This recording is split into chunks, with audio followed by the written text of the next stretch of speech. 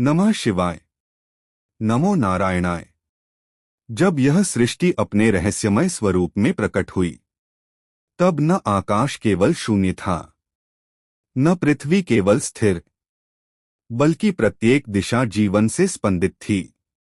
देवताओं का तेज, दानवों का बल, गंधर्वों का संगीत, नागों की गूढ़ शक्ति और राक्षसों की प्रचंड ऊर्जा, इन सब की उत्पत्ति केवल कथा नहीं, यह स्वयं सृष्टि का रहस्य है।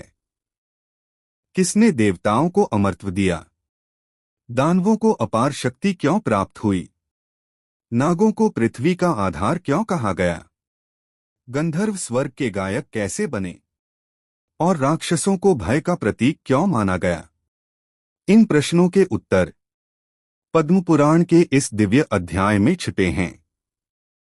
महाभारत के महासंग्राम के पश्चात शरशय्या पर स्थित पितामह भीष्म, धर्म, ज्ञान और तपस्या के साक्षात स्वरूप, अपनी जिज्ञासा गुरु पुलस्त्य मुनि के सम्मुख रखते हैं। यह जिज्ञासा केवल भीष्म की नहीं थी, यह मानव मात्र की जिज्ञासा थी कि यह संपूर्ण जगत कैसे और क्यों अस्तित्व में आया। तब पुलस्त्य मुनि सृष्टि के उस रहस्य को उद्घाटित करते हैं जो देवताओं, दानवों, नागों, राक्षसों और असंख्य प्राणियों की उत्पत्ति का आधार है। आज हम उस कथा में प्रवेश करने जा रहे हैं जहां दक्ष प्रजापति की संतानों से लोकों का विस्तार होता है, जहां कश्यप मुनि के वंश से देव और दैत्य दोनों जन्म लेते हैं, और जहां सृष्टि का संतुलन धर्म और अधर्म के मध्य स्थापित होता है। तो आइए श्रद्धा, शांति और एकाग्रता के साथ पद्म पुराण के इस महान अध्याय का श्रवण करें।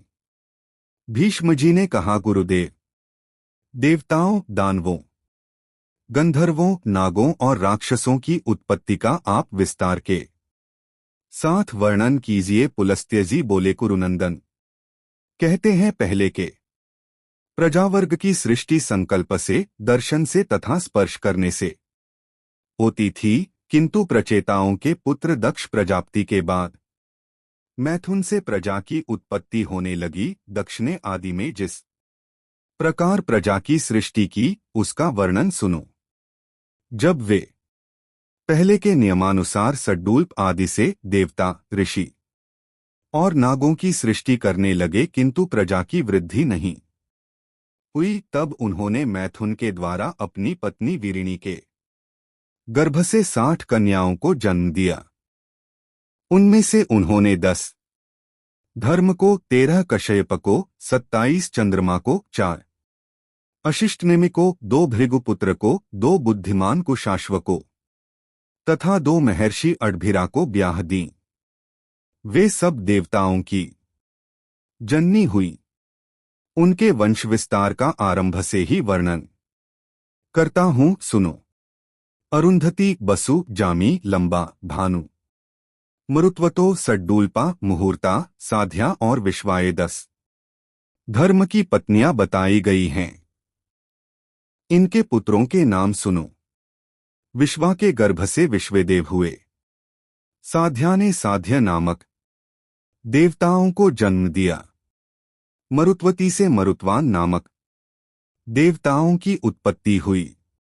वसु के पुत्र 8 वसु कहलाए। भानु से भानु और मुहूर्ता से मुहूर्ताभिमानी देवता उत्पन्न हुए। लंबा से घोष, जामी से नागवी थी नाम की कन्या तथा अरुंधति के गर्भ से पृथ्वी पर होने वाले समस्त प्राणी उत्पन्न हुए। सड्डल्पा से सड्डल्पों का जन्म हुआ। अब वसु की सृष्टि का वर्णन सुनो। जो देवगण अत्यंत प्रकाशमान और संपूर्ण दिशाओं में व्यापक हैं, वे वसु कहलाते हैं। उनके नाम सुनो आप। ध्रुव, सोम, धर, अनिल, अनल, प्रत्यूष और प्रभास्य 8 वसु हैं। आपके 4 पुत्र हैं, शांत, वैतंड, सांब और मुनिबभ्रु। ये सब यज्ञ रक्षा के अधिकारी हैं। ध्रुव के पुत्र काल और सोम के पुत्र वर्चा हुए। धर के 2 पुत्र हुए, द्रविण और हव्यवाह। अनिल के पुत्र प्राण, रमण और शिशिर थे। अनल के कई पुत्र हुए जो प्रायः अग्रि के समान गुण वाले थे। अभ्रिपुत्र कुमार का जन्म सरकंडों में हुआ। उनके शाख, उपशाख और नैगमेय 3 पुत्र हुए। कृत्तिकाओं की संतान होने के कारण कुमार को कार्तिकीय भी कहते हैं। प्रत्यूष के पुत्र देवल नाम के मुनि हुए। प्रभास से प्रजापति विश्वकर्मा का जन्म हुआ, जो शिल्पकला के ज्ञाता हैं। वे महल, घर, उद्यान, प्रतिमा, आभूषण, तालाब, उपवन और कूप आदि का निर्माण करने वाले हैं। देवताओं के कारीगर वे ही हैं। अजैकपाद, अहिर, बुधन्य, विरूपाक्ष, रैवत, हर, बहुरूप, त्र्यंबक, सावित्र, जयंत, पिनाकी और अपराजित ये 11 रुद्र कहे गए हैं। ये गणों के स्वामी हैं। इनके मानस संकल्प से उत्पन्न 84 करोड़ पुत्र हैं जो रुद्रगण कहलाते हैं। वे श्रेष्ठ त्रिशूल धारण किए रहते हैं। उन सबको अविनाशी माना गया है। जो गणेश्वर संपूर्ण दिशाओं में रहकर सबकी रक्षा करते हैं, वे सब सुरभि के गर्भ से उत्पन्न उन्हों के पुत्र पौत्रादि हैं।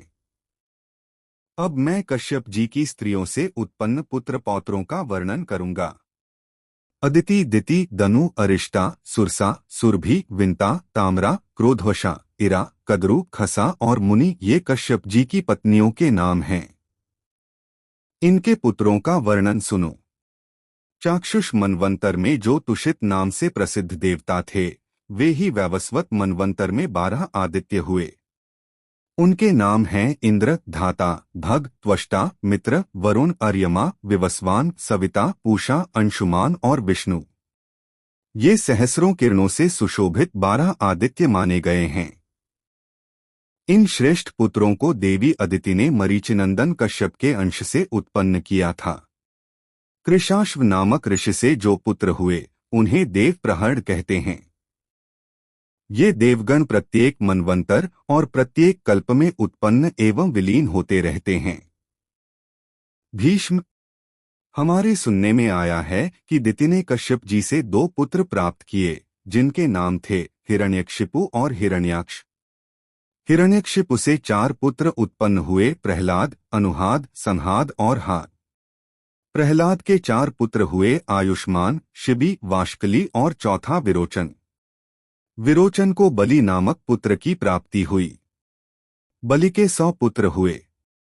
उनमें बाण जेठा था। गुणों में भी वह सबसे बढ़ाचढ़ा था। बाण के 1000 बाहें थीं तथा वह सब प्रकार के अस्त्र चलाने की कला में भी पूरा प्रवीण था। त्रिशूलधारी भगवान शंकर उसकी तपस्या से संतुष्ट होकर उसके नगर में निवास करते थे। बाणासुर को महाकाल की पदवी तथा साक्षात पिनाकपाणी भगवान शिव की समानता प्राप्त हुई। वह महादेव जी का सहचर हुआ। हिरण्याक्ष के उलूक, शकुनी, भूत संतापन और महाभीम ये 4 पुत्र थे।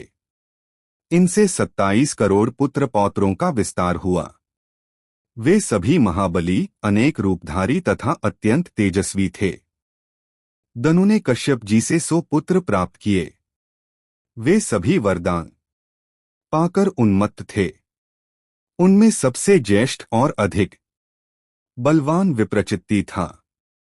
दनु के शेष पुत्रों के नाम स्वरभानु और वृषपर्वा आदि थे। स्वरभानु से सुप्रभा और पुलोमा नामक दानवसे शची नाम की कन्या हुई।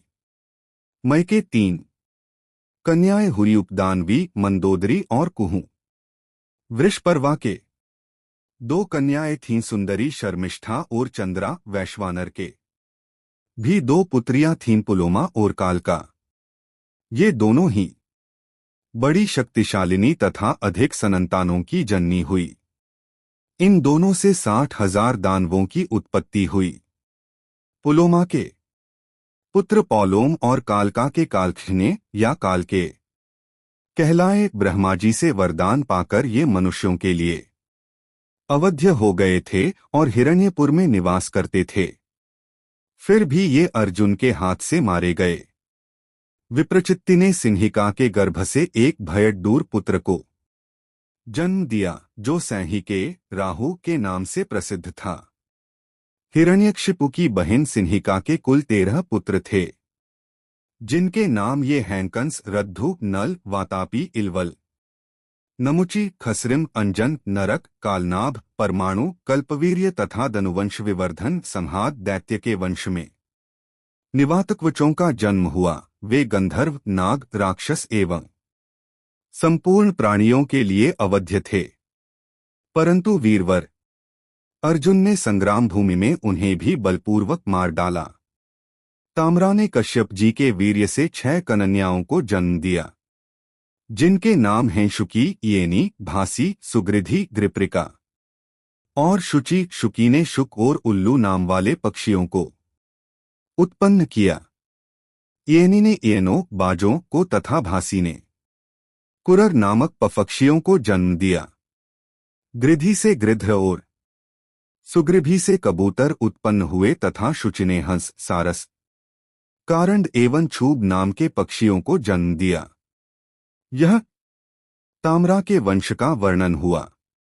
अब विंता की संतानों का वर्णन सुनो। पक्षियों में श्रेष्ठ गरुड़ और अरुण विंता के पुत्र हैं तथा उनके एक सौदामिनी नाम की कन्या भी है, जो यह आकाश में चमकती दिखाई देती है। अरुण के 2 पुत्र हुए, संपाति और जटायु। संपाति के पुत्रों का नाम बशनु और शीघ्रग हैं। इनमें शीघ्रग विख्यात हैं। जटायु के भी 2 पुत्र हुए, कर्णिकार और शतगामी। वे दोनों ही प्रसिद्ध थे। इन पक्षियों के असंख्य पुत्र पौत्र हुए। सुरसा के गर्भ से 1000 सर्पों की उत्पत्ति हुई तथा उत्तम व्रत का पालन करने वाली कदगु ने 1000 मस्तक वाले 1 सहस्र नागों को पुत्र के रूप में प्राप्त किया। उनमें 26 नाग प्रधान एवं विख्यात हैं, शेष, वासुकी, करकोटक, षड्ड, ऐरावत, कंबल, धनंजय, महानील, पद्य, अश्वतर, तक्षक, एलापत्र, महापद्म, धृतराष्ट्र, बलाहक, शहडपाल, महाशहलू, पुष्पदंत, सुभावन, शहगुरोमा, नहेश, रमण, पाणिनि, कपिल, दुर्मुख तथा पतंजलिमुख। इन सबके पुत्र पोत्रों की संख्या का अंत नहीं है। इनमें से अधिकांश नाग पूर्व काल में राजा जन्मेजय के यज्ञमंडप में जला दिए गए। क्रोधवशा ने अपने ही नाम के क्रोधवश संज्ञक राक्षस समूह को उत्पन्न किया। उनकी बड़ी बड़ी दाढ़ें थीं। उनमें से 10 लाख क्रोधवश भीमसेन के हाथ से मारे गए। सुरभि ने कश्यप जी के अंश से रुद्रगण, गाय, भैंस तथा सुंदरी स्त्रियों को जन्म दिया।